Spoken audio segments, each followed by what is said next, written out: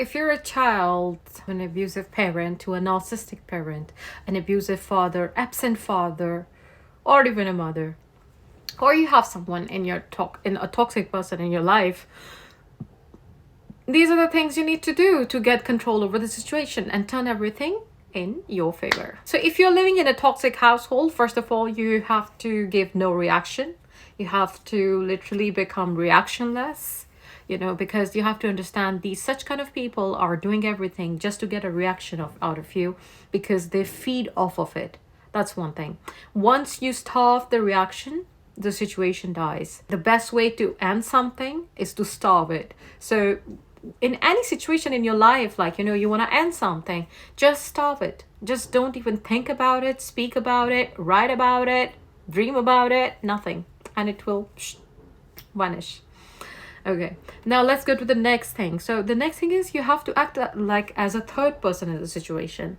Now, I understand that if you're a daughter and you are witnessing the actions of an abusive father, you might feel very, very triggered, very angry. And your natural defense mechanism would be to just literally go after your father and speak all those things that you have in your mind. But contrary to this, if you just sit and you just witness everything with silence, no reaction, like a poker face, no reaction, no response, no feelings, no emotions, stone cold. Just like the toxic person is, whatever figure is that in your life. So when you do this, the other person is going to become baffled. They're going to think like, oh my God, what just happened? Because, they calculated something and it's, oh well, they calculated something and it's not happening as they calculated it to be.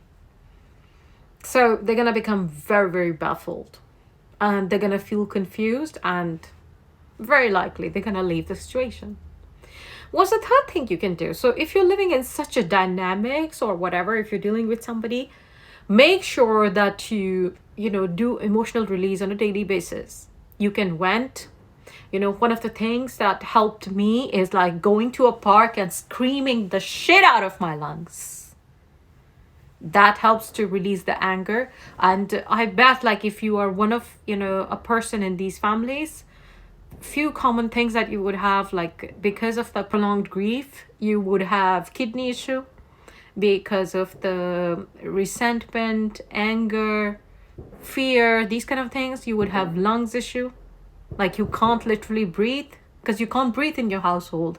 So literally that's your organs are and then you might even have issue with your throat or speaking power. So you have to do the emotional release. You can do the venting, journaling, but the best one I think so far is two things I recommend. One is energy healing. You can try out my website for that. And the second one is Kundalini yoga. That is what has transformed my life. If my life was like this, it has done this. So that's why I also teach it now, because I want to help everybody. I want everyone to become better and feel better. What's the fourth thing you can do when you are living in such a toxic household? You would have to put on an identity, basically. You have to develop a false identity.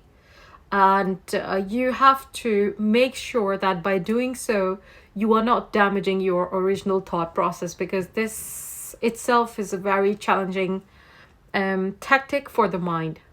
So you have to create an identity of somebody, let's suppose if your name is Liz and you feel triggered by a certain situation, so you have to create maybe Visit. And you have to tell Visit, you have to give attributes to Visit, she doesn't feel triggered, she doesn't do this, she doesn't blah blah blah, whatever you want. And every time you have to go out of your room or be in the situation, you have to mentally put on this identity and go out with this identity, and that would really help you tremendously.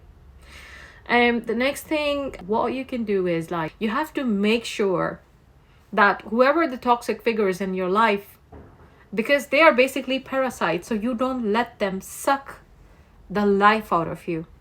They are parasites in terms of money. It can be either parent, who is just avoiding his or her own responsibilities and, just being a burden and dismissive, not even a burden, just being dismissive of their financial responsibilities towards their children. So you have to make sure that you don't let them become a parasite financially, emotionally, because sometimes, like, narcissistic mothers, they would blackmail you, they can make you feel bad, they would blame you, they would make comments about your appearance, and you will develop low self-worth, and you would try to save the parent, either one of them, by offering them comfort and these kind of things. And by the way, all of it is just wrong, because a child is never supposed to like give this emotional safety to the parent. It should be the other way around. So you have to make sure you don't let them become an emotional parasite, financial parasite, a spiritual parasite. Similarly, like, they can, in some cultures where religion and spirituality is practiced a lot more fervently, whoever parent it is, they can use this aspect to manipulate and exploit the child. So make sure in lieu of these religious and cultural norms, you don't let yourself get exploited. Another thing that you have to do is you have to like draw boundaries, very firm boundaries, because children of narcissistic parents, either of them, or toxic parents, they have very poor boundaries, or have difficulty in establishing boundaries. They are like people pleasers, they are like enablers, they can't say no, these kind of things. So you have to make sure like you draw very firm boundaries, and for that you can just repeat the identity creation mechanism and you can stick to that. So, you can, maybe as Liz, you don't have firm boundaries, but as a visit, oh yeah, hell yes.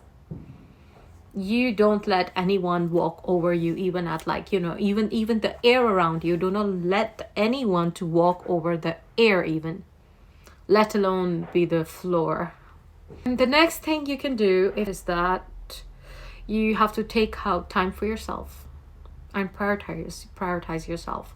Now, this might sound very difficult for, majority of the children, because such parents or toxic people exploit the person because of their kindness, because of their empathy, or because of their loose boundaries. It will seem very hard, very difficult, and almost impossible for them to like, take out time and do this. But yeah, you gotta like fix at least 1 hour towards yourself, and like you have to make it known or even unknown, whatever works for you. But like, that is your time. When the clock is like from 8 to 9, this is the time when I sit and I pamper myself. That's it. Same goes with your money. You have to dedicate like a certain amount of money towards your wellness or whatever it is. The next thing you can do is, if you're living in a toxic household, is to not debate or expect rational behavior from someone who is toxic. So the simple example is that, like, if you see a donkey, and like a donkey, all the donkey is gonna do is the donkey is just gonna make a crazy noise. But can you like speak English to the donkey and tell the donkey like, your voice is like ridiculous and please can you not and whatever? No, because the donkey is not going to understand.